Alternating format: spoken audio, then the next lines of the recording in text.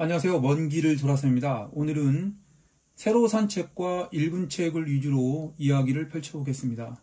지금 화면에 여러 권의 책이 보이고 있습니다. 최근에도 지속적으로 이렇게 책을 구입했습니다.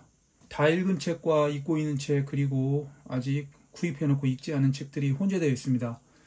그러면 한 권 한 권씩 오늘의 책 이야기를 해보겠습니다. 첫 번째 책입니다. 커다란 초록 천막 1, 2권입니다. 류드밀라 올리츠카야의 작품입니다. 책 전면에 보이는 류드밀라 올리츠카야의 두 컷의 사진이 있습니다. 이 사진이 주는 작가적 풍모가 드러나 있는 그 압도감이 느껴집니다. 이러한 사진은 작품에 대한 가치를 드높이는 선입견을 가지고 출발합니다. 왜냐하면 책을 펼칠 때마다 이 작가의 사진에 뭔가 영향을 받게 되는 것이죠. 뒷면을 보시면 운명의 소용돌이 속에서 교차하는 이야기들, 작은 진실들로 담아낸 한 시대의 다채로운 풍경이라고 쓰여져 있고, 우리는 어떤 결정을 내려도 결국 죽을 거야. 음악과 시는 영원히 존재할 테고 말이야라고 쓰여져 있고, 여기에 이 책의 내용을 상징적으로 압축하는 글귀가 있습니다. 1950년대부터 소련 해체까지의 러시아를 아우르는 이 반목의 서사시, 1953년 스탈린이 죽었다는 내용부터 이야기를 시작하는 냉전 시대의 전체를 관통하는 러시아 역사소설이라고 말씀드릴 수 있겠습니다. 일반적인 전통적인 역사소설이 어떤 역사적 사건이 중심이 되어 이야기를 펼쳐가는데 반해 이 책은 철저히 등장인물의 사적인 일상과 역사적 사실을 교묘하게 엮어서 만들어낸 역사소설이라고 평가하는 게 더 타당할 것 같습니다. 이 책을 다른 말로 한번 표현해 보겠습니다. 이를테면 태풍의 눈을 따라가는 이야기라고 할까요? 무슨 말이냐 하면 이 태풍은 열대성 저기압인데 태풍의 눈은 고요하죠. 그러나 태풍의 눈 주변을 조금만 벗어나도 엄청난 소용돌이와 폭우가 휘몰아치고 있습니다.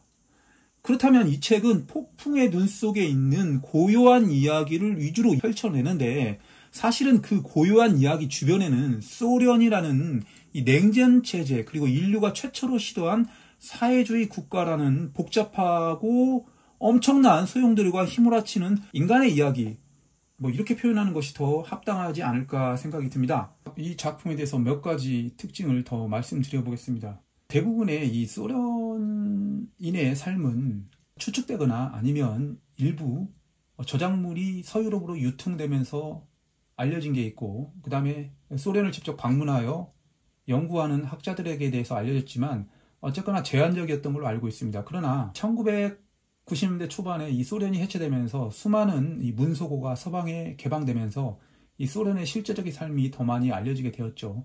자, 그럼에도 불구하고 이 소련이라는 곳은 서구인이 바라보는 측면이 강하게 작용했을 것입니다. 그러나 이 책은 바로 러시아 작가가 쓴 러시아 사람들의 실제적 삶에 주안점을 두고 쓴 책입니다. 그렇기 때문에 그동안 제가 궁금했던 과연 소련 사람들의 실제적 삶은 어떤 것인가를 일부나마 알게 되는 그런 책이었고, 그 다음에 이 책에는 유난히도 이 금서, 즉 금지된 책에 대한 이야기가 많이 나옵니다.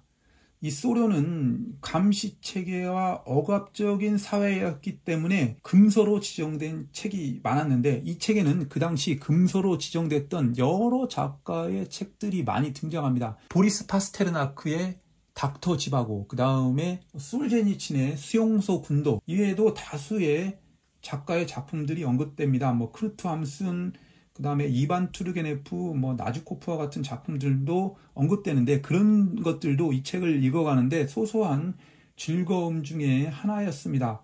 책을 완독하고 난 다음에는 이 류드밀라 울리치카야라는 작가에 대해서 새삼스럽게 바라보는 자신을 느낄 수 있을 것입니다. 작품성과 대중성도 모두 겸비한 좋은 소설이라고 생각합니다. 커다란 초록 천막 1, 2권이었습니다. 다음은 에코타 가족입니다. 벌써 책 전면에는 아름다운 대자연이 그려져 있습니다. 그리고 책 뒤편을 이렇게 펼치면 타임이 선정한 꼭 읽어야 하는 100권의 소설이라고 쓰여져 있습니다. 그리고 신화적이면서 압도적인 소설이라고 쓰여져 있습니다. 그리고 그 밑에 여러 가지 찬사의 문구들이 기록되어 있는데, 이 책을 단정 지을 수 있는 문구는 여기에 기록되어 있습니다. 바로 해음이음이라는 출판사가 이 책의 정체성을 이야기하고 있다고 말씀드릴 수 있습니다. 그럼 해음이음인 무엇이냐? 해음이음은 현대 북미 문학, 특히 북미 원주민 작가들의 작품을 펴내는 출판사의 문학선이죠. 저는 이 해음이음 문학선을 출간 즉시 대부분 다 구입하여 가지고 있습니다. 그리고 그 중에서 지금까지는 한 권을 읽고 있었죠. 여명으로 빚은 집, 퓰리처상 수상작이죠. 자, 그러나 여명으로 빚은 집은 그 유명세와는 달리 제가 소화하기에는 너무 난해한 소설이었습니다. 그래서 이 두 번째로 읽은 에코타 가족은 어땠냐? 여명으로 빚은 집보다는 훨씬 이해도 측면에서는 수월한 작품이었습니다. 이 책은 인디안 부족 출신의 한 집안의 이야기를 다루고 있습니다. 그 집안은 어머니와 아버지 그리고 2명의 아들과 1명의 딸로 이루어졌는데, 그 중에서 남자아이 1명이 이 백인 경찰관이 쏜 총에 어린 시절 사망하면서 가족의 비극이 시작하죠. 이야기는 그로부터 시작하여 사실은 아메리카의 원래의 주인이면서도 이제는 흑인보다 더한 이방인으로 밀려버린 이 원주민들이 미국 사회에서 어떻게 순응하며 어떻게 부적응자로 낙인 찍히면서 살아가는지 그런 이야기를 다루고 있습니다.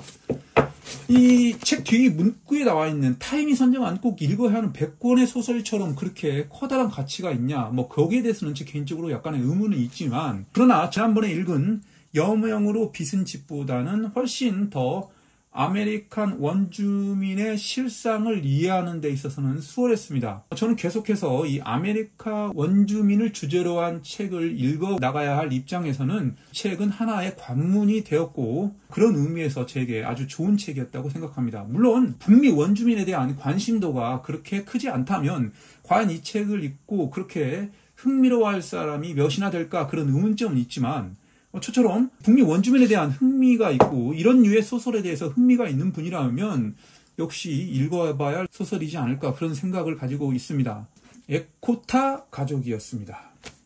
자, 이어서 소개할 책은 오마 줄피 리바넬리의 마지막 성과 불안입니다. 저는 이 줄피 리바넬리의 작품을 이전에 이미 읽었습니다. 이 행복이라는 책을 통해서 이 작가의 작품을 접한 상태였죠. 특히나 행복은 제게 아주 좋은 소설로 기억되고 있는 상황에서 그의 또 다른 작품을 이렇게 연달아 2권을 읽었습니다. 그럼 먼저 이 중에서 불안에 대해서 이야기를 시작해 보겠습니다. 그 전에 이 오마 줄피 리바넬리 작가가 누구인지를 개략적으로 말씀드리자면, 이 튀르키예 출신이면서 한때는 망명하였고 정치적 활동, 그 다음에 작가적 활동, 그 다음에 음악과 미술 등 다양한 예술적 기질을 보이는 작가라고 말씀드릴 수 있습니다. 자, 이 불안이라는 책은 이 터키라는 나라의 특수성을 이야기하는 책입니다. 터키는 이 서쪽으로는 유럽과 국경을 맞대고 있으면서 유럽적 문화가 지배하는 데 반해 이 동쪽은 이 중동과 맞대고 있으면서 이슬람적 문화가 지배하고 있는 상황이죠. 특히나 이 동쪽에는 국경지대에서 많은 분쟁이 일어나고 있고 난민 문제, 그 다음에 인종 문제, 종교적 문제 등이 도사리고 있는데, 이 책은 바로 이 시리아와 국경지대에 있는 이슬람 과격주의자가 행하는 인종청소, 그 다음에 종교적 문제, 성착취 문제 등을 이야기하고 있습니다. 줄거리는 이스탄불에 있는 한 신문사 기자가 자신의 고향인 시리아 국경지대의 친구의 죽음을 취재차 파헤치는 과정에서 드러난 이슬람 과격주의자들의 인종청소, 그리고 난민 문제, 성착취 문제 등을 발견하면서 그런 이야기를 소설화시킨 책입니다. 이 책은 초반에는 개인적으로 아주 좋은 출발선을 보였고 흥미면에서도 매우 좋았으나, 그러나 이 마무리 부분에 대해서 뭔가 석연찮고 불완전한 마무리가 이어지는 바람에 개인적으로는 조금 실망한 작품입니다. 저번에 읽었던 행복보다는 훨씬 모자라는 책이 아닐까, 개인적으로 그렇게 생각합니다. 불안이었습니다. 이어지는 책은 같은 줄피 리바넬리의 마지막 섬이라는 소설입니다. 이렇게 바다와 어떤 섬과 같은 형상이 보이고 책 뒤편을 펼치면 권위주의와 정치에 대한 무관심이 공동체를 어떻게 파괴하는지 적나라하게 보여주는 탁월한 정치적 우화라고 쓰여져 있습니다. 그렇습니다. 이 책은 말 그대로 정치적 우화를 다룬 소설입니다. 이 튀르키예의 한 섬을 배경으로 이야기가 쓰여져 있습니다. 섬에는 수십 가구의 가구가 아주 평화롭고 여유로운 삶을 살고 있는데 어느 날 이 섬에 전직 대통령이 정착하면서 그 대통령이 자신의 정치적 경험을 그대로 이 섬에 투영시키면서 고요했던 섬이 정치적 행위로 인해 얼마나 풍파가 일어나고 그리고 정치로 인해 인간의 본성이 어떻게 변화하는지를 이야기하고 있습니다. 그런 점에서 이 책은 상당히 잘 쓰여진 작품이라고 생각합니다. 정치적 측면을 이렇게 간단한 이야기로 바라볼 수 있다는 측면에서 상당히 좋았던 소설이면 분명합니다. 그러나 제가 느꼈던 이 오마줄피 리바넬리의 행복과도 같은 아주 뛰어난 소설이라고 물어본다면 그 정도까지는 아니지 않나 그런 느낌을 받습니다. 책의 평가절하당하는 이유는 행복이 너무나 대단했던 소설이기 때문이 아닐까라고 생각해 봅니다. 오마줄피 리바넬리의 소설의 하나의 공통된 특징은 어떤 정치적인 성향의 이야기와 정치적인 인간의 특수성을 반드시 언급한다는 것을 이 세 작품을 통해서 느꼈었습니다. 자, 불안과 마지막 섬이었습니다.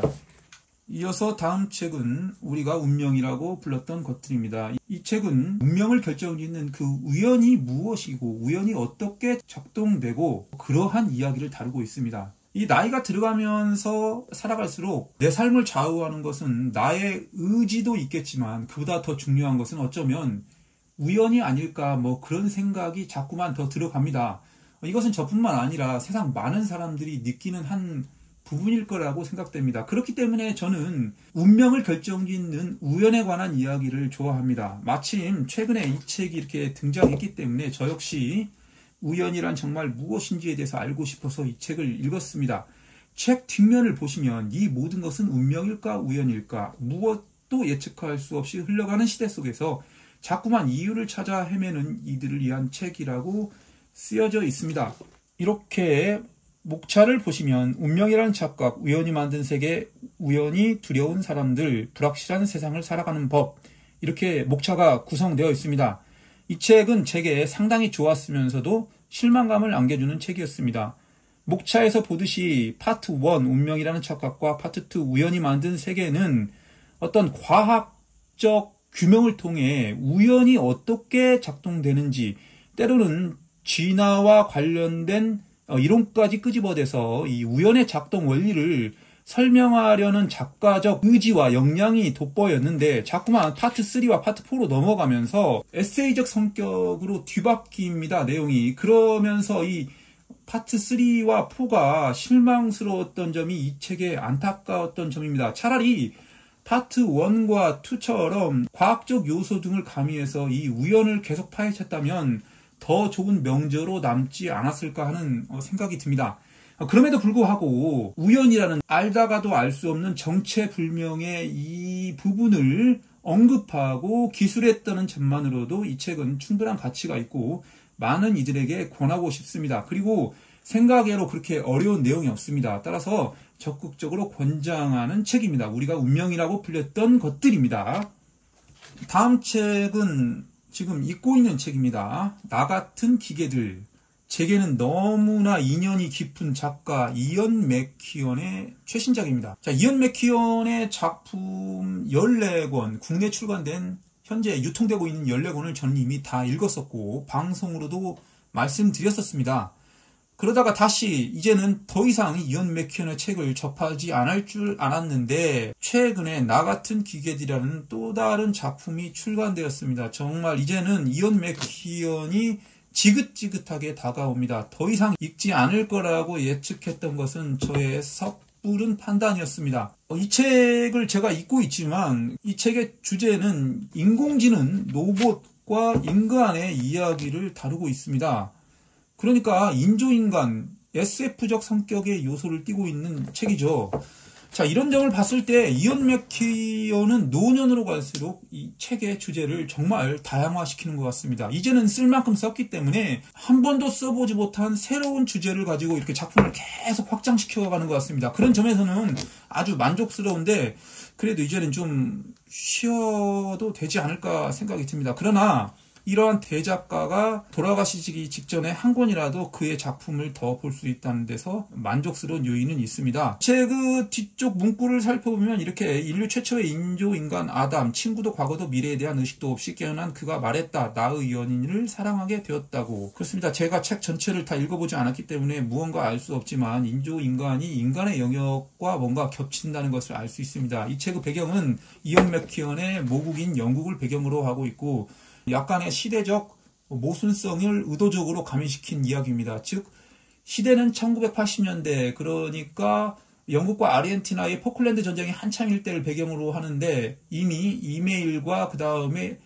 지금 우리가 현대에 마주치는 대부분의 과학 공산품이 등장한 상황입니다. 그리고 1980년임에도 불구하고 이렇게 지금도 만들어낼 수 없는 인조인간이 등장하는 그런 이야기죠. 이언 맥퀴언의 소설이기 때문에 제가 이 책은 별도로 하나의 작품으로서 방송을 할 예정입니다. 나 같은 기계들, 이언 맥퀴언의 작품이었습니다. 다음 책은 과학책입니다. 좀 더 과학책 중에 더 세부적으로 말씀드린다면 과학 철학책이라고 해야 될까요? 뭐 그런 부류의 책이라고 하는 게 더 옳겠죠. 세계 그 자체입니다. 현대 과학에 숨어있는 실제에 관한 8가지 철학이라고 쓰여져 있습니다. 벌써 책을 설명하는 부제 형식의 문구부터 이 책이 얼마나 머리가 아픈지 느끼게 합니다. 그리고 저자는 노벨상 선정 왕립 스웨덴 과학한림원 회원이라고 합니다. 그리고 저자는 물리학자이자 교수입니다. 그리고 책 뒤편을 이렇게 펼치시면 데카르트의 의식부터 메를로퐁티의 몸까지 현대 과학의 철학적 의미를 파헤친 문제작, 제 능력으로 이 책을 설명하는데 한계가 있기 때문에 그냥 이 문구로 설명하는 게 더 타당할 것 같습니다. 현대 과학의 철학적 의미를 파헤친 문제작이라고 이 책을 단적으로 표현하는 것이 더 옳을 것 같습니다. 뭐 실존의 의미, 존재의 의미, 그 다음에 책 목차에 나와 있듯이 살아있는 존재는 기계가 아니다. 우주는 수학이 아니다. 모형은 실제와 같지 않다. 컴퓨터는 의식이 없다와 같은 목차가 이 책에 무엇이 말하는지를 간접적으로 느끼게 합니다. 그렇습니다. 이 책은 물리학을 기반으로 한 현상과 세계를 설명하고 그 안에 깃든 여러 가지 과학 철학적 요소 등을 복잡하게 나열하는 책입니다. 얇지만 절대로 얇다고 그 내용을 무시해서는 안 됩니다. 어렵지만 그럼에도 불구하고 충분히 읽어내갈 수 있는 가독성도 가지고 있습니다. 특이한 것을 하나만 말씀드리자면 이 책의 초반부에 이 저자가 리차드 도킨스의 강연에 가서 리차드 도킨스, 즉 생물학자를 저자인 물리학자가 곤혹에 처하게 하는 여러 가지 발언을 했다는 이야기가 첨부되어 있습니다. 그런 점에서 봤을 때 이 책 저자는 이 물리학에 대한 모든 것의 근본인 학문에 대한 인식이 깔려있다는 것도 느낄 수 있습니다. 아무튼 이런 책은 한 번 정도는 꼭 읽어보길 권합니다. 세계 그 자체였습니다. 다음 책입니다. 그물을 헤치고 민음사 세계문학 전집 아이리스 머독의 작품입니다. 자, 이 책을 설명하기 이전에 저는 이미 아이리스 머독의 부커상 수상작 바다야 바다요 1,1권을 이미 읽었었죠. 그리고 이 바다야 바다를 통해 아이리스 머독의 작품을 최초로 접했습니다. 바다야 바다요는 제게 아주 좋았던 작품으로 기억되고 있습니다. 바다야 바다를 읽은 후 한참이 지나서 그녀의 또 다른 작품을 이렇게 접하고 지금 읽고 있는 중입니다. 책을 읽다가 바다야 바다요보다 이 책이 먼저 출간한, 그러니까 아이리스 머독은 철학자로 원래 유명했었죠. 그녀가 철학자로서 유명세를 얻은 후 최초로 집필한 소설이 바로 이 그물을 헤치고라는 것을 알게 되었고, 그물을 헤치고를 읽다가 바다여 바다여가 늘 떠올랐습니다. 한 작가의 작품은 비슷한 경향이 있겠죠. 그런 의미에서 두 책은 얼핏 비슷해 보였습니다. 물론 그물을 헤치고를 다 완독하지 않은 입장에서 섣부른 판단은 곤란하나 분명한 공통점이 있는 것 같은데, 그런데 그 공통점은 무엇이냐? 이 아이리스 머독의 작품의 특징은 이 남녀관계의 오묘하고 연인인지 아닌지 그 모호한 경계선상에 있는 이야기를 잘 풀어간다는 점에서 이 누구나 가지고 있는 자신의 이 남녀의 이 감정에 대한 그 오묘하고 실체를 알 수 없을 것 같은 그 아기자기함을 잘 풀어낸 것 같습니다. 그렇기 때문에 이 아이리스 머독의 이야기를 읽다 보면 내가 지금 어떤 주제, 어떤 사건을 접하고 있는지는 그렇게 중요하지 않습니다. 그 남녀가 서로 간에 가지고 있는 오묘한 생각을 문자로 파헤치면서 거기서 즐거움을 얻고 묘한 쾌락을 얻는 것 같습니다. 그런 의미에서 방송을 시청하는 분들도 이 아이리스 머독의 책을 읽어보시길 권합니다. 이렇게 대작가 아이리스 머독의 소설책을 한번 읽어보는 것이 좋지 않을까 그런 생각을 해보았습니다. 이 책은 또 특히 타임 선정 현대 100대 영문 소설이라고 합니다. 이 100대 소설, 100대 어떤 이런 문구가 너무 많아가지고 이 100대 소설이 과연 진짜 100대 소설인지 잘 모르겠으나 그러나 이 아이리스 머독은 더 위대한 작가이면 분명하죠. 자, 그물을 헤치고 있습니다. 다음 책은 권력과 진보입니다. 최근에 출간한 작품이죠. 한 2달 됐나요? 이렇게 책 표지를 보시면 권력과 진보라는 타이틀 밑에 기술과 번영을 둘러싼 천년의 쟁투라고 쓰여져 있습니다. 이 문구가 이 책을 가장 압축적으로 잘 표현한 것 같습니다. 책 뒷면을 보시면 권력은 비전이고 비전은 곧 권력이었다. 공유된 번영은 우리의 선택에 달려있다. 그리고 이렇게 제라드 다이아몬드, 니얼 퍼거슨과 같이 이 비히스토리적인 커다란 역사를 다룬 사람들의 찬사가 이어지고 마이클 제이 샌델의 이야기도 있고 이렇게 있습니다. 그리고 책을 펼치게 되면 이렇게